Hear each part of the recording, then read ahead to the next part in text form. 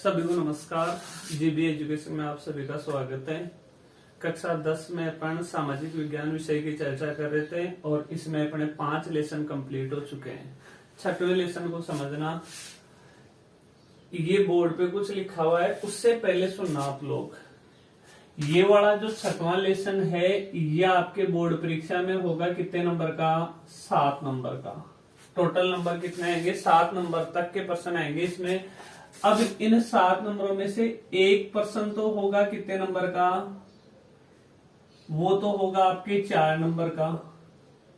एक प्रश्न होगा कितने नंबर का? 2 नंबर का। और एक प्रश्न आएगा ऑब्जेक्टिव प्रश्न होगा, वो होगा कितने नंबर का? 1 नंबर का। तो ये 3 प्रश्न आएंगे इस लेसन से, 3 टाइप के। एक 4 नंबर का बड़ा प्रश्न, एक 2 नंबर का प्रश्न और एक 1 नंबर का प्रश्न। समझ गए? टोटल 4, 2, 6, 1, 7 नंबर के प्रश्न आएंगे। क्यों? अब सुनना, 6वां लेसन जो पहले पुराने सिलेबस के अकॉर्डिंग अपन ने चर्चा की थी ना, उस पुराने सिलेबस में जब अपन ने 6वां लेसन किया था, तो उस 6वें लेसन में टोटल मिलाकर 4 वीडियो बनाए थे मैंने। पहला जो वीडियो बना था, यहां समझना, उसको मैंने पार्ट 1 लिख रखा है। पहले वीडियो में अपन ने 2 प्रश्न किए थे, लोकसभा की रचना व संगठन और राज्यसभा की रचना व संगठन। दूसरे वीडियो में किया था अपन ने संसद के कार्य व शक्तियों का वर्णन करो। संसद का मतलब लोकसभा और राज्यसभा, इन दोनों को मिलाकर ही क्या कहते हैं? संसद कहते हैं। तीसरे वीडियो में अपन ने किया था राष्ट्रपति को लेकर चर्चा की, राष्ट्रपति की सामान्यकालीन शक्तियां और राष्ट्रपति की आपातकालीन शक्तियां। चौथे वीडियो में अपन ने बात की थी किसकी? सर्वोच्च न्यायालय की। अब सर्वोच्च न्यायालय तो आपके सिलेबस से हट चुका, समझ गए बात? तो जो पहले अपन ने जो वीडियो बनाए थे, उसमें से 3 वीडियो आपको वहां से देखने हैं, समझ गए? 6वें लेसन के लिए। और जो चौथा वीडियो है ना, वो आपको वहां से नहीं देखना। उसकी जगह अब अपन एक वीडियो और बनेगा, मतलब आज वाली क्लास में अपन कुछ और चर्चा कर लेते हैं। कुछ नए प्रश्न आपके लिए होंगे। अब क्यों होंगे? क्योंकि 2-2 नंबर के प्रश्न पहले नहीं थे इस लेसन से। 2-2 नंबर के प्रश्न अब कौन से बन सकते हैं, उनकी चर्चा और करनी है अपने को। समझ गए बात? कैसे इस लेसन को पढ़ना है दोबारा समझ लेना। पुराने जो सिलेबस के अकॉर्डिंग अपने जो वीडियो बने थे, उसका पहला वीडियो देखना आपको, दूसरा वीडियो देखना है, तीसरा वीडियो देखना है और चौथा वीडियो नहीं देखना। 3 वीडियो तो ये वाले देखने हैं आपको, और अब आज जो अपन चर्चा करेंगे वो वाला देख लेना। समझ गए? तो आपको दिमाग में रहे तो इसका एक बार स्क्रीनशॉट ले लो, वो भी आ जाएगा कितने नंबर का लेसन है।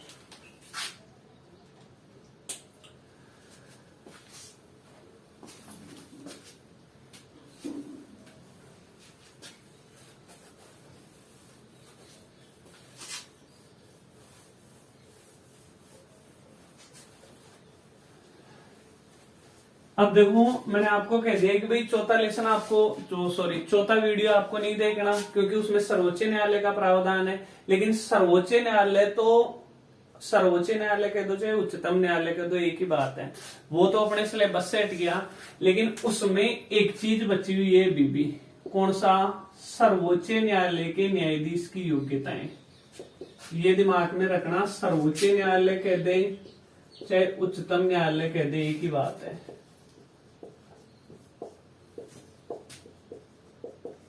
के न्यायाधीश की योग्यताएं, ये अपने सिलेबस में है। ये हो सकता है कि अपने से 2 नंबर का क्वेश्चन पूछ ले, तो ये अपन 2 नंबर के क्वेश्चन की चर्चा कर लेते हैं। कहने का मतलब ये है कि भाई सर्वोच्च न्यायालय का न्यायाधीश बनने के लिए क्या योग्यता होनी चाहिए, किस व्यक्ति को सर्वोच्च न्यायालय का न्यायाधीश बनाया जा सकता है। तो पहली योग्यता तो नागरिक कहाँ का होना चाहिए?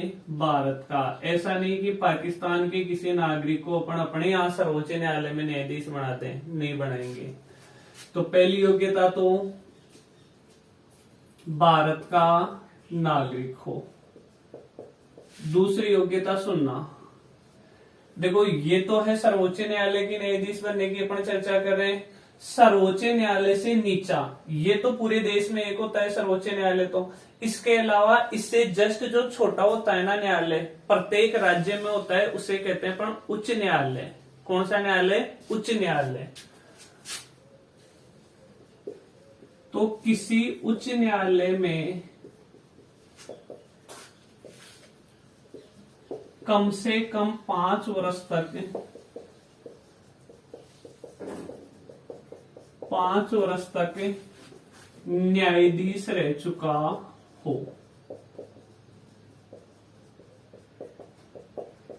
एक बार लिखता हूं बोर्ड पे, बाद में समझाता हूं। अथवा किसी उच्च न्यायालय में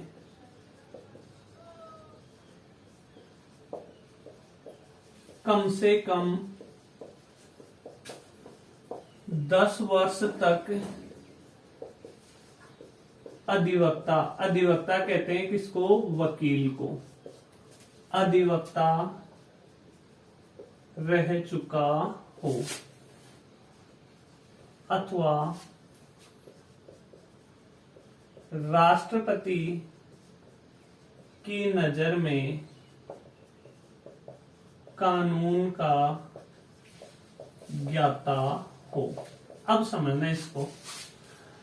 देखो, सर्वोच्च न्यायालय का न्यायाधीश उसी व्यक्ति को बनाया जा सकता है। पहला तो कहां का नागरिक हो? भारत का नागरिक हो। दूसरा, किसी उच्च न्यायालय में, मतलब प्रत्येक राज्य में होता है उच्च न्यायालय, किसी उच्च न्यायालय में कम से कम 5 वर्ष तक न्यायाधीश रह चुका हो।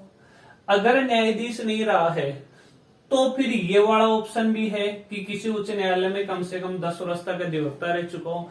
अगर ये दोनों भी नहीं है तो राष्ट्रपति की नजर में अगर कोई कानून का ज्ञाता है। पहली योग्यता तो ये है। दूसरी योग्यता इन 3 में से कोई सी एक होनी चाहिए। अब आप ये मत सोच रहे हैं कि चलो अपन एग्जाम में कोई सी 3 में से एक ही लिख देते हैं। एग्जाम में आपको तीनों लिखनी है, ध्यान रखना, तब आपके 2 में से 2 नंबर आएंगे। तो ये सर्वोच्च न्यायालय में न्यायाधीश बनने की क्या हो गई? योग्यता। 2 नंबर का आपसे प्रश्न ये पूछा जा सकता है। अब सुनना, आगे की अपन चर्चा करें 2 नंबर का और कौन सा प्रश्न बन सकता है आपसे यहां से।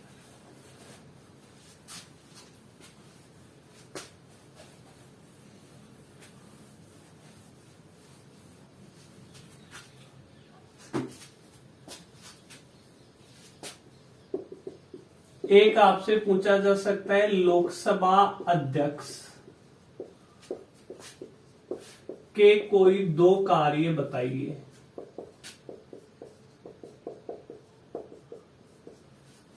अब सुनना, देखो लोकसभा की चर्चा अपन पहला जो इस लेसन का पहला वीडियो है उसमें लोकसभा और राज्यसभा की चर्चा कर चुके थे। वहां अपन ने ये चर्चा नहीं की थी कि लोकसभा अध्यक्ष का क्या कार्य होता है। जैसे अब सुनना, लोकसभा में कुल मिलाकर 545 सदस्य हैं वर्तमान में। कितने? 545। हालांकि ज्यादा आपको जानकारी रखने की आवश्यकता नहीं है। इन 545 में से भी 2 हटाए जा चुके हैं, फिर भी अपने दिमाग में रखना, प्रेजेंट में तो 545 ही मानेंगे अपन। लोकसभा में 545 सदस्य बैठे हैं। अब उन 545 सदस्यों में से कोई ना कोई तो अध्यक्ष होगा ना, और सारे सदस्य सामने बैठे हैं और अध्यक्ष मेन जो फ्रंट में जो कुर्सी आती है वहां बैठा रहता है। तो अब उसका कार्य क्या होगा? सिंपल सा अपन एक कार्य तो कह सकते हैं कि वह लोकसभा की बैठकों की अध्यक्षता करता है और लोकसभा में शांति व्यवस्था बनाए रखता है। सिंपल। तो पहला कार्य तो ये बताना आपको, यह है लोकसभा की बैठकों की अध्यक्षता करता है, और अध्यक्षता करता है इसी नाते वो क्या करता है, तथा लोकसभा में शांति व्यवस्था बनाए रखता है।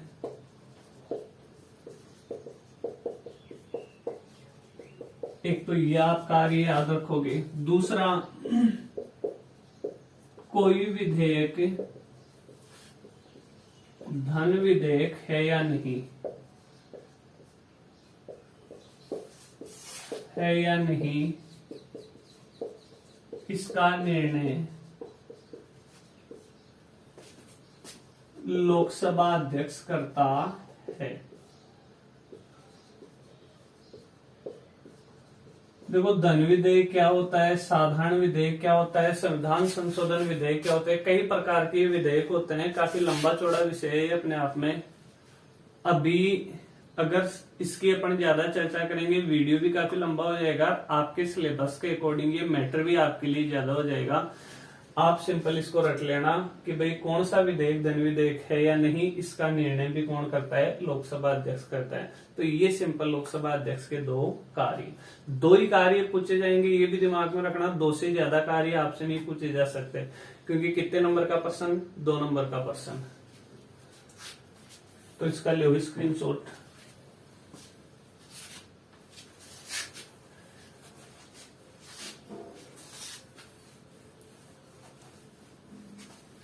एक अपन ने तीसरे वीडियो में बात की थी राष्ट्रपति की, लेकिन वहां अपन ने ये चर्चा नहीं की थी राष्ट्रपति की योग्यताएं,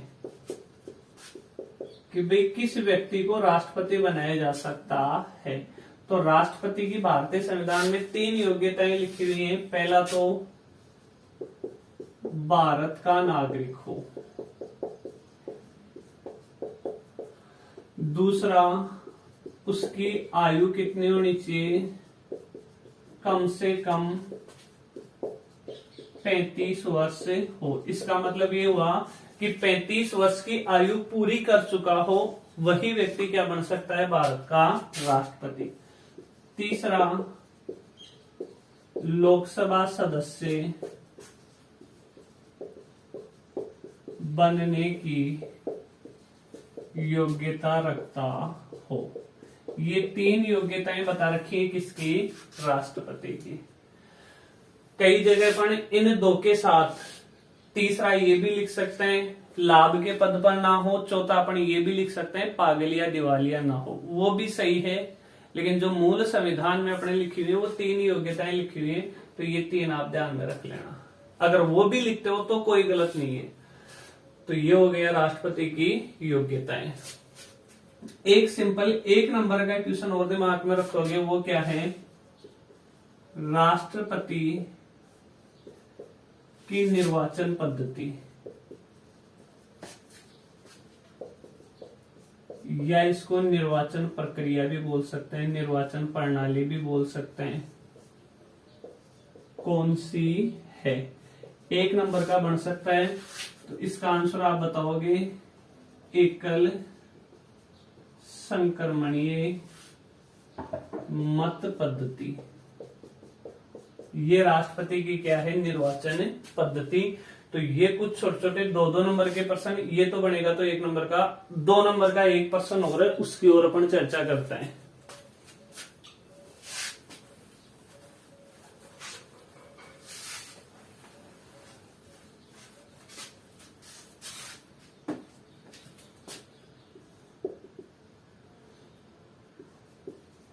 प्रधानमंत्री की नियुक्ति।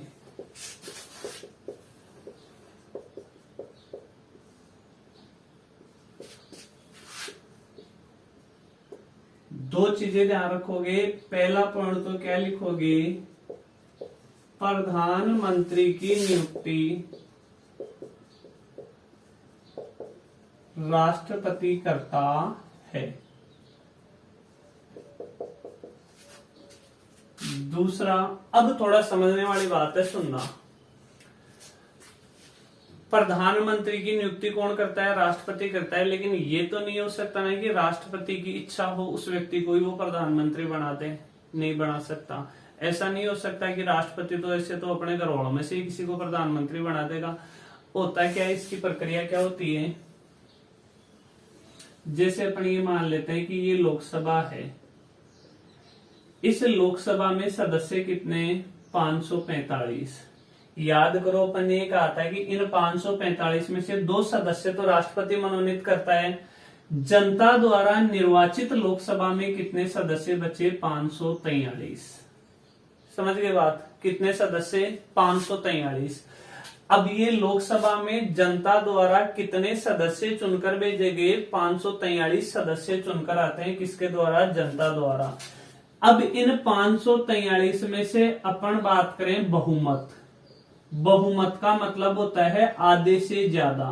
तो 543 का बहुमत कितना होगा? 543 का आधा 271.50, इसका मतलब बहुमत हो गया 272। लोकसभा के सदस्य जो जनता चुनकर भेजती है उसमें से देखो, जैसे कुछ भाजपा के होते हैं, कुछ सदस्य कांग्रेस के होते हैं, कुछ सदस्य और किसी पार्टी के होते हैं। जिस पार्टी के सर्वाधिक सदस्य लोकसभा में चुनकर आते हैं, सर्वाधिक सदस्य का मतलब यहाँ इससे है कि 272 सदस्य जिस पार्टी के चुनकर लोकसभा में आ गया, उस पार्टी के नेता को ही क्या नियुक्त किया जाता है? प्रधानमंत्री। जैसे अपन बात करें, सपोज करो लास्ट जो लोकसभा के चुनाव हुए थे उसमें 303 सीटें तो किसकी आई थी? भाजपा की आई थी, और शायद 44 के लगभग कुछ ऐसे आई थी किसकी? कांग्रेस की। हो सकता है ये आंकड़ा गलत हो, लेकिन लगभग 44 की मेरे दिमाग में है। 44 के लगभग सीटें आई थी किसकी? कांग्रेस की। भाजपा जो पार्टी है उसका नेता कौन था? नरेंद्र मोदी। कांग्रेस पार्टी का नेता कौन था? राहुल गांधी। अब राष्ट्रपति द्वारा किसकी नियुक्ति होगी? प्रधानमंत्री की नियुक्ति होगी। अब सुनना, मैं एक लाइन लिखता हूं, राष्ट्रपति द्वारा लोकसभा में बहुमत दल के नेता को, बहुमत दल के नेता को ही प्रधानमंत्री नियुक्त किया जाता है। बहुमत दल के नेता को ही प्रधानमंत्री नियुक्त किया जाता है। अब राष्ट्रपति क्या करेगा? ये लोकसभा, इसमें बहुमत दल कौन? भाजपा। भाजपा का नेता कौन? नरेंद्र मोदी। तो प्रधानमंत्री के रूप में किसकी नियुक्ति की? नरेंद्र मोदी की नियुक्ति की। समझ गए? राष्ट्रपति द्वारा लोकसभा में बहुमत दल के नेता को ही प्रधानमंत्री नियुक्त किया जाता है। तो ये तो था अपने समझने के लिए, इसकी तो अपने को स्क्रीनशॉट की आवश्यकता है नहीं, ये अपना आंसर हो गया कंप्लीट। तो अब इसका स्क्रीनशॉट ले लो आप।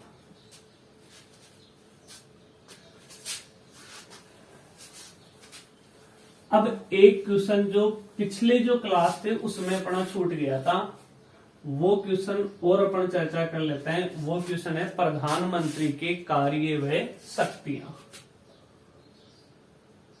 तो अधिकतम बड़ा प्रश्न 4 नंबर का, तो प्रधानमंत्री के कोई 4 कार्य, या कार्य कह दो चाहे शक्तियां कह दो, एक ही बात है, कार्य या शक्तियों का वर्णन करो।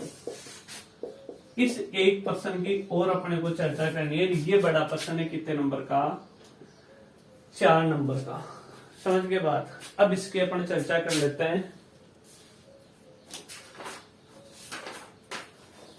पहला प्रधानमंत्री का कार्य बता रखा है मंत्रिपरिषद का निर्माण।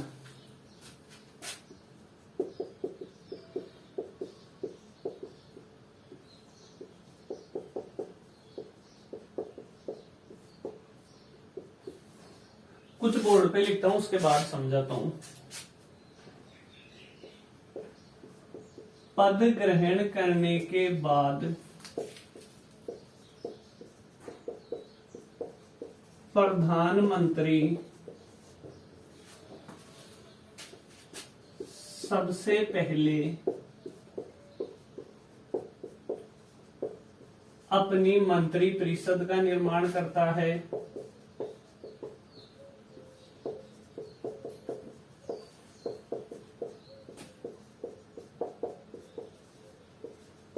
यह प्रधानमंत्री की इच्छा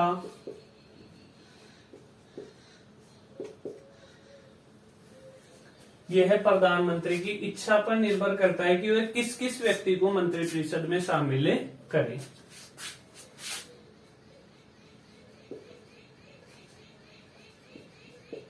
निर्भर करता है कि वह किस किस व्यक्ति को मंत्रिपरिषद में शामिल करे। अब इसका मतलब समझना, किसी एक व्यक्ति को राष्ट्रपति द्वारा किसके रूप में नियुक्त कर दिया गया? प्रधानमंत्री के रूप में नियुक्त किया।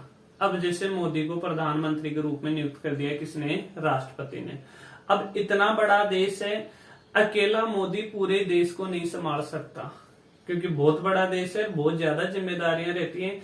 इसके लिए अब मोदी क्या करेगा? सबसे पहले जैसे ही प्रधानमंत्री के रूप में उसकी नियुक्ति हो गई, उसके बाद में मोदी जी सबसे पहला कार्य क्या किया? उन्होंने अपनी एक टीम का गठन किया कि आप मेरे किस में शामिल होगे? मंत्रिपरिषद में शामिल होगे। अब ये प्रधानमंत्री की इच्छा पे निर्भर रहता है कि वह किस किस व्यक्ति को अपनी टीम में शामिल करे, मतलब अपनी मंत्रिपरिषद में शामिल करे। तो पद ग्रहण करने के बाद प्रधानमंत्री सबसे पहले अपनी मंत्रिपरिषद का निर्माण करता है। यह प्रधानमंत्री की इच्छा पर निर्भर करता है कि वह किस किस व्यक्ति को मंत्रिपरिषद में शामिल करें। पहली तो प्रधानमंत्री की ये शक्ति है। दूसरा है मंत्रियों में विभागों का बंटवारा।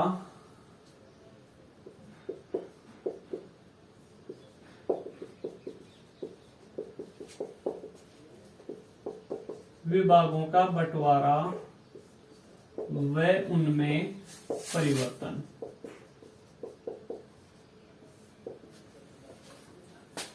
अब सुनना, ये तो है प्रधानमंत्री जी, इन्होंने अपनी मंत्रिपरिषद का निर्माण कर लिया। पहले पॉइंट में अपन ने ये लिखा कि भाई मंत्रिपरिषद का निर्माण करता है। अब मंत्रिपरिषद का निर्माण करने के बाद हर एक मंत्री को वो एक विभाग दे देता है। जैसे इसको तो दे दिया कौन सा विभाग? वित्त विभाग। तो वित्त विभाग देते ही ये तो कौन सा मंत्री हो गया? वित्त मंत्री। एक व्यक्ति को दे दिया गृह विभाग, तो वह कौन सा मंत्री हो गया? गृह मंत्री हो गया। एक व्यक्ति को दे दिया रक्षा विभाग, तो वो कौन सा मंत्री हो गया? रक्षा मंत्री हो गया। एक को दे दिया जैसे मानव संसाधन, जिसे शिक्षा विभाग कहते हैं, मतलब वो कौन सा मंत्री हो गया? शिक्षा मंत्री। तो बताओ, इन मंत्रियों में विभागों का बंटवारा किसने किया? प्रधानमंत्री ने। समझ गए बात? वह उनमें परिवर्तन।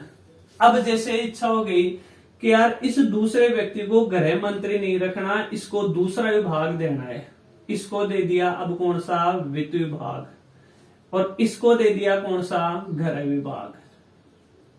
तो अब बताओ, मंत्रियों में विभागों का बंटवारा भी कौन करता है? प्रधानमंत्री करता है। उन विभागों में परिवर्तन भी कौन कर सकता है? प्रधानमंत्री कर सकता है। तो ये हो गई प्रधानमंत्री की दूसरी शक्ति।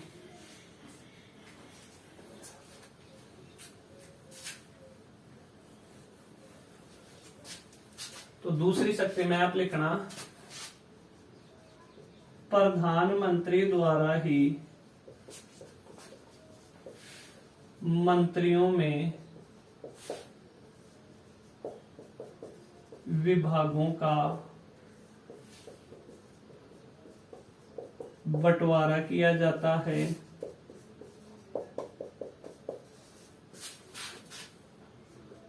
तथा प्रधानमंत्री आवश्यकता अनुसार, ये वर्ड आवश्यकता अनुसार लिखो तो लिख देना, वरना छोड़ देना चाहिए इस वर्ड को। प्रधानमंत्री आवश्यकता अनुसार मंत्रियों के विभागों में परिवर्तन भी कर सकता है। परिवर्तन भी कर सकता है। ये प्रधानमंत्री की होगी दूसरी शक्ति। अब तीसरी शक्ति भी इनसे संबंधित है। तीसरी शक्ति अपन लिखेंगे विभिन्न विभागों में समन्वय। अब जैसे अलग अलग विभाग है, एक गृह विभाग है, एक रक्षा विभाग है, एक वित्त विभाग है, एक शिक्षा विभाग है, वो सारे विभाग संगठित होकर समन्वित होकर कार्य करें, एक दूसरे से कोई लड़ाई झगड़ा या मतभेद ना रखें। तो ये भी किसकी जिम्मेदारी है? प्रधानमंत्री की जिम्मेदारी है कि विभिन्न विभागों में वो समन्वय बना के रखे, ताकि पूरी मंत्रिपरिषद एक इकाई के रूप में, एक संगठित भाव के रूप में क्या कर सके? कार्य कर सके। तो इसका तो ले स्क्रीनशॉट।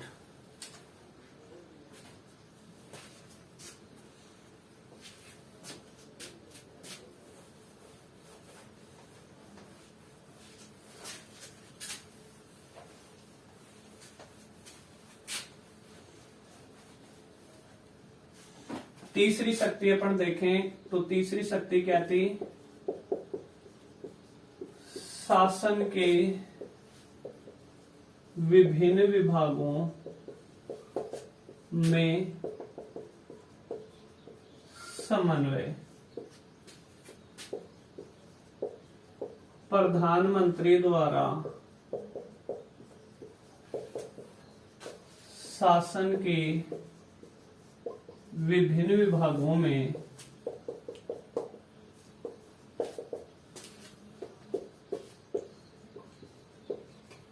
समन्वय स्थापित किया जाता है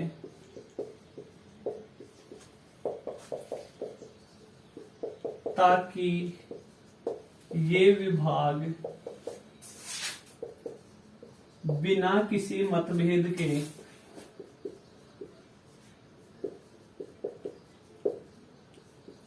संगठित होकर कार्य कर सकें। अब यहाँ पर ये भी लिख सकते हैं कि बिना किसी, ताकि ये विभाग बिना किसी मतभेद के एक इकाई के रूप में कार्य कर सकें या बिना किसी मतभेद के संगठित होकर कार्य कर सकें। विभाग बिना किसी मतभेद के, यहाँ के वर्ड और एक छूट गया, बिना किसी मतभेद के संगठित होकर कार्य कर सके। अगली शक्ति सुनना। अगला है मंत्री परिषद का कार्य संचालन।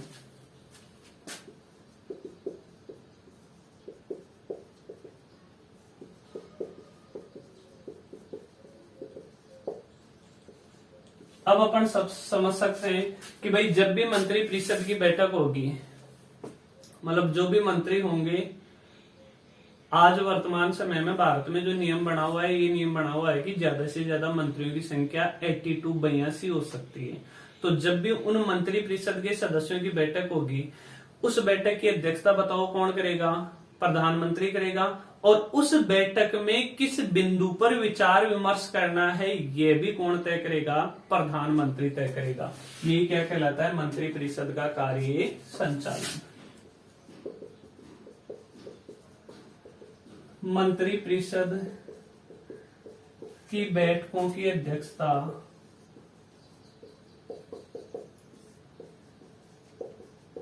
प्रधानमंत्री करता है तथा प्रधानमंत्री ही यह तय करता है कि उस बैठक में किन किन बिंदुओं पर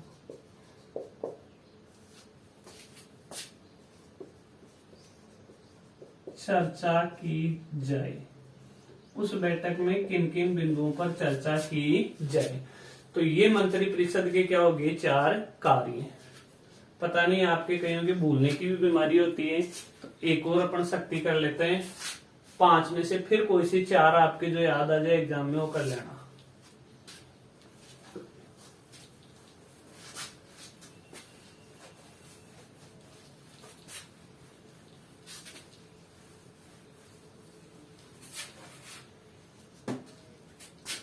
पांचवें अपन बात करें लोकसभा का नेता।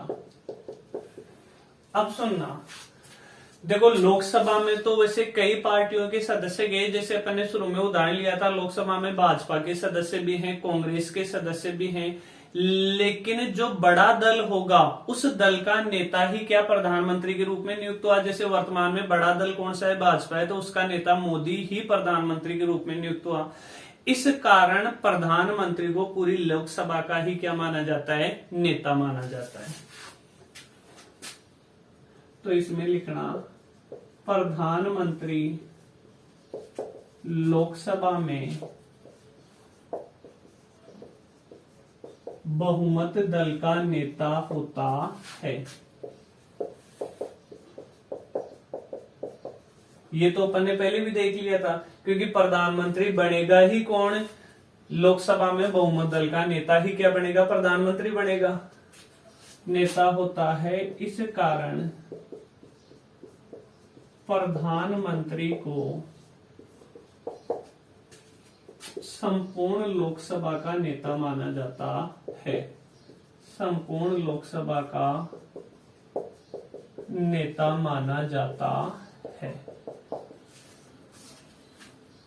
ये अपना आंसर है कंप्लीट। लो इसको स्क्रीनशॉट और फिर कुछ और चर्चा करते हैं इसी लेसन को लेकर। वैसे लेसन अपनी तरफ से कंप्लीट है, लेकिन 1-2 मिनट की और चर्चा करेंगे इसमें।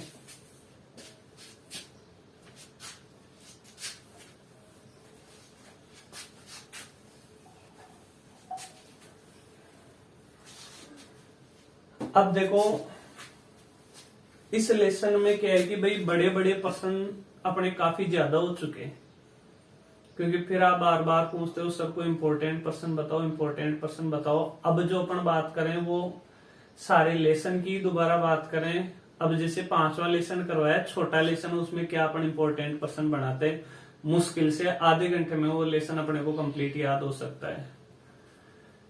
ये थोड़ा बड़ा लेसन है। इसमें अगर मैं कहूं आपसे कि भाई महत्वपूर्ण क्वेश्चन कौन से हैं जो एग्जाम में आने की ज्यादा संभावना बनती है, एक क्वेश्चन तो ये आपको याद रखना है। एक क्वेश्चन है राष्ट्रपति की जो आपातकालीन शक्ति है, आपातकालीन शक्ति कह दो चाहे उसे संकटकालीन शक्ति कह दो, आपातकालीन शक्तियों का उल्लेख करो या वर्णन करो। जो 4 नंबर का बड़ा प्रश्न आएगा ना, उसमें अपने 2 प्रश्न आएंगे, मतलब अथवा में आएगा वो प्रश्न, और उनमें से कोई सा एक करना है अपने को। तो ये 2 प्रश्न तो आप याद कर ही लेना। इनमें से एक आने की मुझे जहां तक लगता है पूरी संभावना है। इन 2 में से कोई सा एक प्रश्न तो आ ही जाएगा। रही बात 2 नंबर के प्रश्न की, तो 2 नंबर के प्रश्न जो आज के वीडियो में अपन ने किए हैं वो 2-2 नंबर के महत्वपूर्ण प्रश्न बनते हैं। अब रही 1 नंबर के प्रश्न की बात, तो 1 नंबर में कोई महत्वपूर्ण नहीं होता, अगले की जहां से इच्छा होगी वो उठा के 1 नंबर का प्रश्न दे सकता है। तो अगर आपकी गुंजाइश हो, बेस्ट रहेगा सारी वीडियो आप बहुत अच्छे तरीके से याद करो, ताकि 2 नंबर का और 1 नंबर का वो प्रश्न भी आपका गलत ना हो। और फिर भी अगर याद करने की क्षमता थोड़ी कम है तो ये 2 प्रश्न तो ये याद रखोगे, और 2-2 नंबर के आज 3 प्रश्न जो अपन ने आज के वीडियो में चर्चा की वो याद रखोगे। समझ गए बात। और 1 नंबर का प्रश्न कहीं से कोई सा भी प्रश्न बन सकता है। इसी के साथ अपना 6वां लेसन भी कंप्लीट। अब 7वें लेसन में ज्यादा कुछ है नहीं, एक बार हो सकता है 7वां लेसन भी अपना हो जाए इसी वीडियो में।